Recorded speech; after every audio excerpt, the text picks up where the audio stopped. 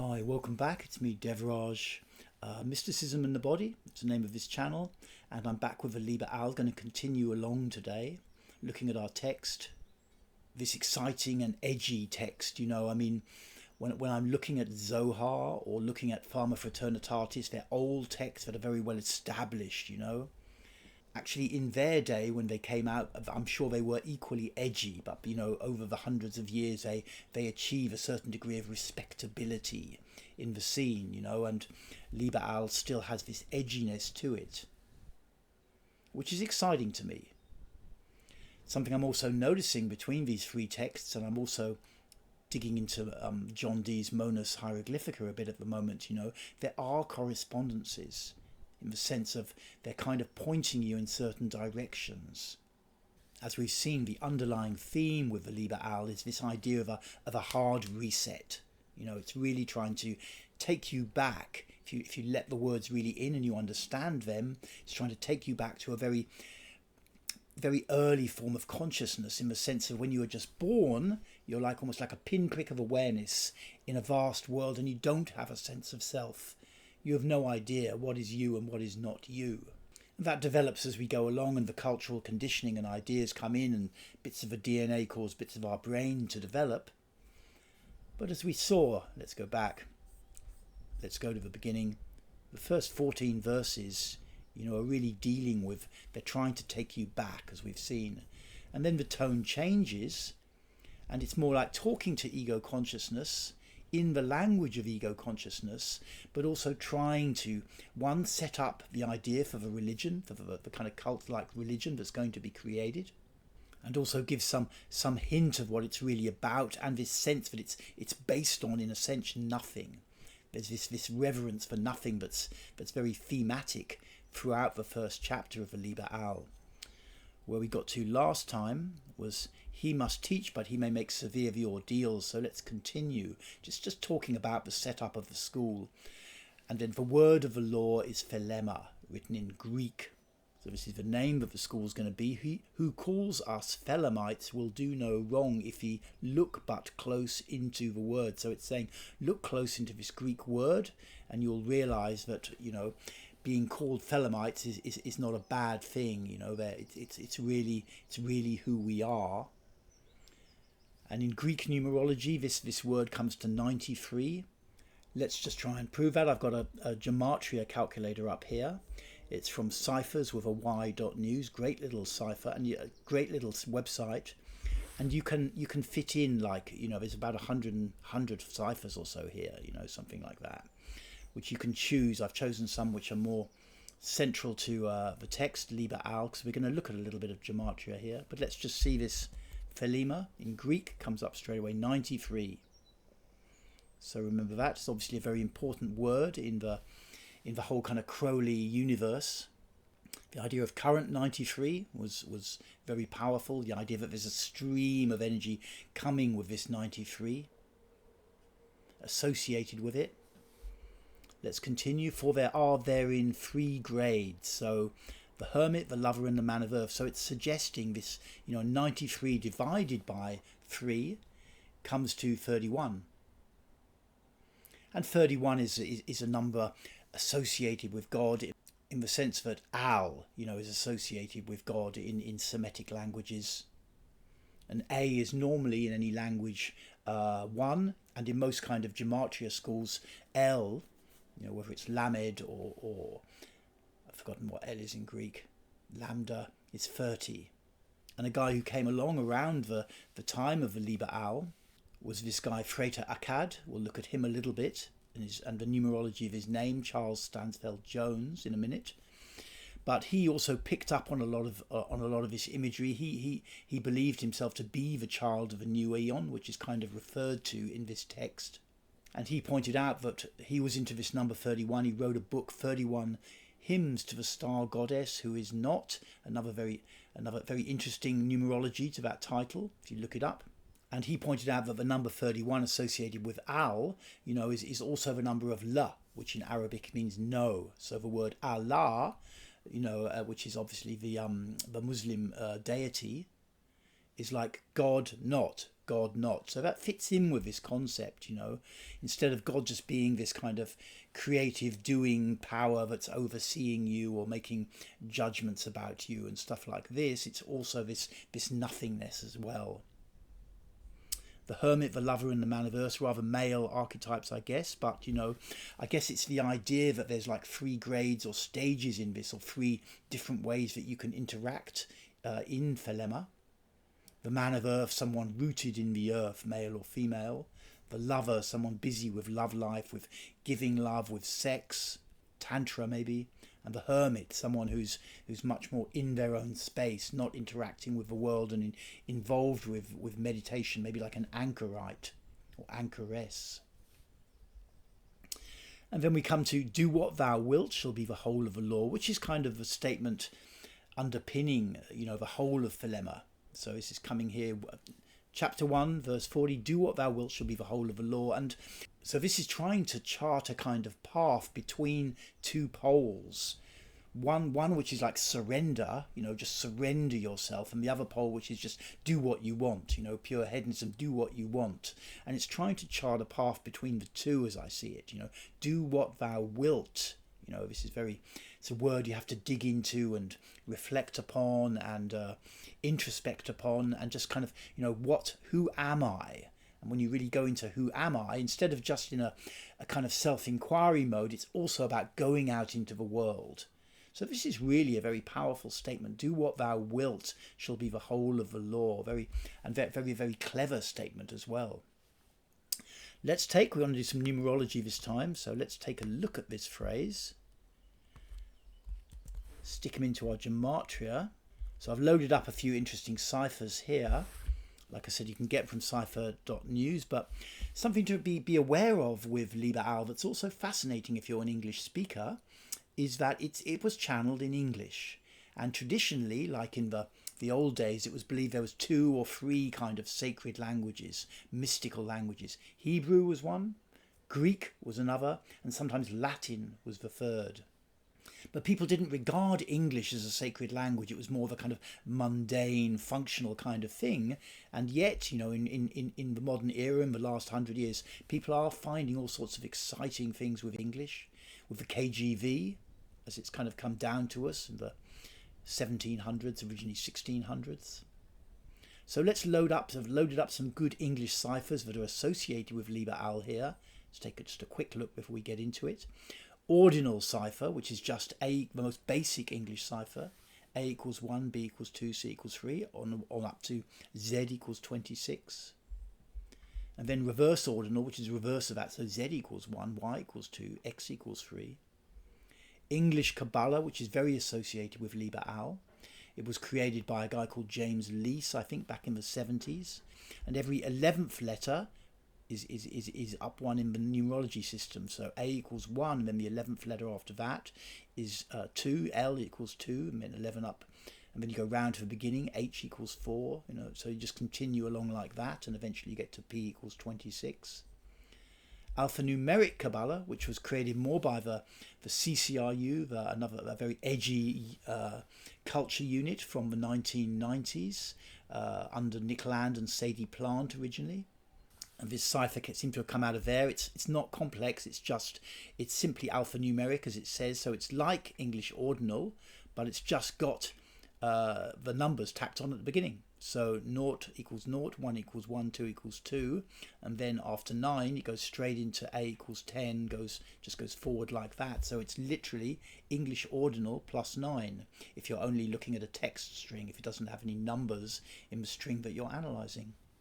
Finally, Sync, which is another wild one from the CCRU and the work of a guy called Luis Goncalves, something like that, I think, from Portugal. And that's another intriguing cipher, which I've just thrown in here for a bit of good luck. But basically, it's based around the first vampire number, 1260. You can look that up, but it's also, 1260, it is also 10, 10, 26, and that's, 10 numbers, 26 letters. And 10 digits, 26 letters. And this is, you'll see this repeatedly in deep esoteric works, the kind of works we're looking at. This attention in the Zohar also to language. If you look at monad hieroglyphic, you know, of John Dee. You know, there's a lot of attention to numbers and the letters, the numbers and the letters, but these are the building blocks of creation, the Sefer Yetzirah again, you know, so it's doing it a little bit. So that's coming here, and also with English, because English has got 26 letters. A little bit of an intro. Let's put our phrase in and see what happens. Oh, it's quite exciting, eh? So you can see straight away, very interesting, this alphanumeric Kabbalah, it gives 777. Which was a number strongly associated with Liber AL and with Crowley himself.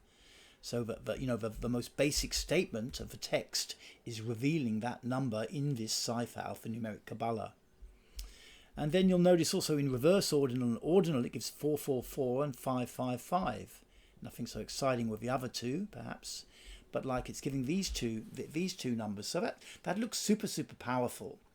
Now, as it happens, it's not quite as powerful as it looks, but what's significant here is that there are 37 letters in this phrase, do what thou wilt shall be the whole of the law. And 37 is a super important number, and that's kind of revealed here. If you've seen my programs on the Zohar, in the sense that 37 is the highest number, which will divide exactly into 111.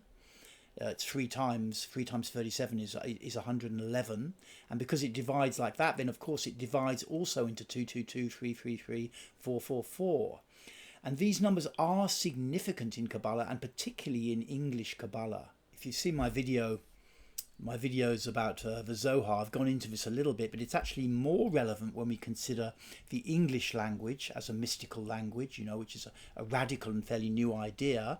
But you see, you know, the significance of these numbers as a kind of ladder, like Jacob's ladder. And the idea really, it's more ladder going back, like a ladder you kind of walk on. But the lower rungs, you know, in Jewish Kabbalah, you have this idea that there are 5 kind of layers of self, or 5 layers of soul, depending how you translate the word. And the more immediate ones in the English system are represented by like 111, 222, 333, and that's like the first layer is like the animal self, you know, just you as a primate, as an animal. You know, then you have the intellectual self, Ruach. The first one is Nepesh. Intellectual self, Ruach. You know, this is all down this end of a ladder.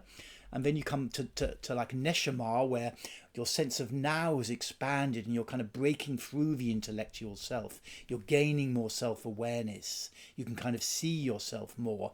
And through that act of being able to see yourself more, you're not so caught up in your patterns. You have more awareness. If you keep going back, you know, you get to Chaya, in the sort of around 666, 777, which is like the underlying energy of the self. It's kind of related really in Liber AL to Nuit, essentially, as I see it. And then you come right back, you get to Yekidah, which is like Hadith, the pinprick of awareness in a sense, just, or maybe the most basic fragment of selfhood, of individuality, and this pinprick of awareness. And what's interesting here, I'm talking about the number 37, because it's the largest number which will divide into all these numbers. And so what that means is a kind of, when you achieve 37, you know, in the Jewish mystical system, you achieve Yekidah, which is this deepest level of the self, the pinprick of awareness, and you have this fluidity, you know, you can move around the rungs of the ladder. You can go up and down Jacob's ladder. You can go up to visit God, and you can come down and be just like right in the earth, you know. So that's this mercurial quality is represented by the number 37, both in Jewish Kabbalah as Yekidah, which is numerology in Jewish system 37, and by the fact that 37 is the highest integer which can divide exactly into all of these numbers. So let's go back to here, and I know it might be a little bit much, but I mean, it's really kind of interesting, this stuff, because it gives you an idea of the mathematical underpinnings of some of these texts. Excuse my English. I had a very correct ex-girlfriend who would try to get me to pronounce English words better, but I've never been that good at it, despite being a native English speaker. There's certain ones that I just don't quite get texts. Hard for me. Anyway, so it looks weird that, like, whoa, these are like correspondences as well. 444 555 looks kind of freaky, but actually, because there are 37 letters in this phrase, then actually it's inevitable. And because this is basically English ordinal cipher plus 9, it's actually inevitable. Any 37 letter phrase which gives 777 as alphanumeric Kabbalah will give 555 as reverse ordinal and 444 as ordinal. And that's because the English alphabet has 26 letters. Basically 26 plus 1 is divisible by 3. That isn't the case with the Greek alphabet at 24 letters. 25 isn't divisible by 3. It isn't the case with the Hebrew alphabet at 22 letters. 23 you cannot divide it by 3. But with English it is. And that's why these things correspond like this. And this gives a kind of hint as to why English might be, with its 26 letter system, a mystical language itself. And why this number 37 is so important in understanding this, and that it represents this fluidity. It's like an ideal kind of end state in a way for the individual journey, that you achieve the fluidity to go into each of these layers of the self. Okay, so that's quite a lot of theoretical stuff, but if you're intrigued, do feel free to go back and watch it again. Let us continue. The word of sin is restriction, so that's not allowing, this kind of subjugation. O man, refuse not thy wife if she will. Probably something to do with just giving space to your wife to have sex and enjoy herself, or something like that. Or, O lover, if thou will depart. So you've had a good time with someone, and if thou wilt, if it's called you, don't just get stuck there because you just feel bad about leaving or something like that. Have the courage to follow yourself. These are, again, it's tying into the whole concept of thelema and this do what thou wilt. There is no bond that can unite the divided but love. Now, all else is a curse. This is super powerful and super true in my experience. Having been very intellectual and got in a lot of conflicts in my time, having lived in alternative community and that kind of thing, it's like the resolution comes very, very easily when there's a sense of love and a sense of acceptance between people on some level, even if you're strongly opposed. And it's like, on an intellectual level, sometimes it can feel like you're giving in and giving up and you're not standing your ground or something like this, but actually something emerges out of this. The fact that there's a whole group of you and you agree something and you don't really agree with it, but you agree it between you and you do it. Something emerges out of that. And that's really what this is referring to. The only thing that can bring us together and also create development is this sense of love, of listening to others, accepting others, and moving with that. And it doesn't mean you have to just live in some communist super state your whole life, but it's like, it's understanding that that's how bonds are created. That you won't create real development without this sense of love. You need this neshama coming in. You need this sense of awareness coming in. Accursed be it to the eons, hell. So, it's talking about how people kind of, later on there'll be a lot of talking about because and causality and mental, intellectual structures of causality, and the idea that we can all get along in a system and something like that. And this is saying, no, don't do that, go into your individuality. But also understand that, what unites you is a genuine feeling of love. And that's what should be driving you, not this intellectual mind. Let it be that state of manyhood, bound and loathing. Super interesting line, hey?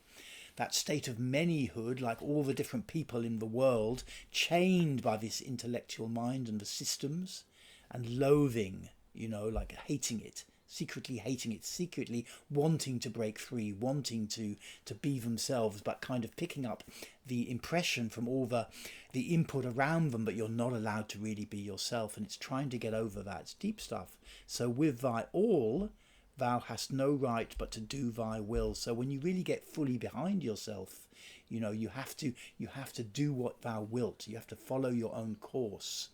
and also, take the feedback, reflect on it, but follow your course. Be emotionally available to other people's reactions, but follow your course. It's very challenging, but it's setting this up as a law for this community. It's a very powerful statement. Do that and no other shall say nay. That ultimately, on a deep level, we all respect someone who's really going for it in life. We do. We may have jealousies, resentments and stuff like that. Maybe part of us wants to drag them down, but nevertheless, we also recognize something in someone who's just really going for it. For pure will, unassuaged of purpose, delivered from the lust of result, is every way perfect. So it's saying here, this willpower without purpose, without this rationalizing thing, delivered from the lust of result, from the lust for craving to get what you want, is in every way perfect, is every way perfect. So it's another super deep line, But there's this divine will underneath, maybe it's manifesting for a while as this lust of wanting to get this, wanting to get this man, get this woman, get this money, get this job. But, there's something much deeper and divine underneath that. And also this intellectual sense of purpose. I will do this to get this, to get this. These things are operating on the surface, but, ideally you need to get to the place of pure will. The perfect and the perfect are one perfect and not two, nay are none. Coming back to this idea that, one and none are the fundamental kind of unities or entities of existence, the fundamental categories of existence. Something just is, or there's this kind of concept of the unmanifest from which it's emerging. And that through becoming aligned enough, through really digging into your will and going out and living your life and experimenting with stuff, you become this divine will, and then you understand that it's one, but actually it's really none. You're really actually driven by this unmanifest realm. Nothing is a key of this law. 61 the Jews call it. I call it 880, 418. So, we're getting into some of the numerology puzzles here, and this sense of it challenging the intellectual mind, giving it challenges, Nothing is the secret of this law. So again, it's talking about this none, it's the secret, this concept of the unmanifest, and not really a concept, but the actual unmanifest. 61, the Jews call it. Ein is in Jewish Kabbalah. Anyone who studied Liber AL knows that anyway. It's not a big secret. So, the Jews call it Ein, 61, Aleph Yod Nun. I call it 880, 418. So lots of people have written about this and tried to understand it. I don't claim to understand it. Some people will say it's like the 8th Hebrew letter operating through pay, Chef operating through pay, and 418 is this or the other. But there's something very interesting about this 418, which is, appears right at the beginning of the text as well. 93 equals 418 here, Roman numerals and English numerals. And historically, this guy Frater Achad, who was actually called Charles Stansfeld Jones. Let's put his name into this cipher that we've called up here. Hopefully I get it right. Charles Stansfeld Jones. Take a look over here, 418. So it's interesting, for a while Crowley did accept that Frater Achad, Charles Stansfeld Jones, was the child of a new eon, though what the child of a new eon really is probably is not to do with a person, messianic kind of character at all, but being ego primates, we love to think that I am a child of a new eon, it's me, and this kind of thing. But I dare say if Crowley had known about alphanumeric Kabbalah, this probably would have cemented things in his mind a bit more, that Charles Stansfeld Jones actually does have a numerology of 418 in the same system, for which do what thou wilt shall be the whole of the law, gives 777. So that is interesting, hey? I don't know so much about this 8 and 80. That's just the 418 is interesting. But they have the half unite by thine art, so that all disappear. So it's kind of a mystical statement. You're seeing half of something. You're seeing the one, but you're not seeing because you can't see the zero. You have to unite everything into the one, and then when you've got the one, when you've got everything is one, it's a monad, everything's being created by one, then the zero comes automatically. My prophet is a fool with his 111. Are not they the ox, and none by the book? So 111. So we're talking, I think what it's doing really here, it's not making a reference so much to 111, which is Aleph, and we've also looked at the lower rung of the ladder, 111 and 37, which divides into 111. But my prophet is a fool with his 111. I think it's more saying, don't get too lost in gematria and numerology. It's don't get too lost in that stuff. And if you look at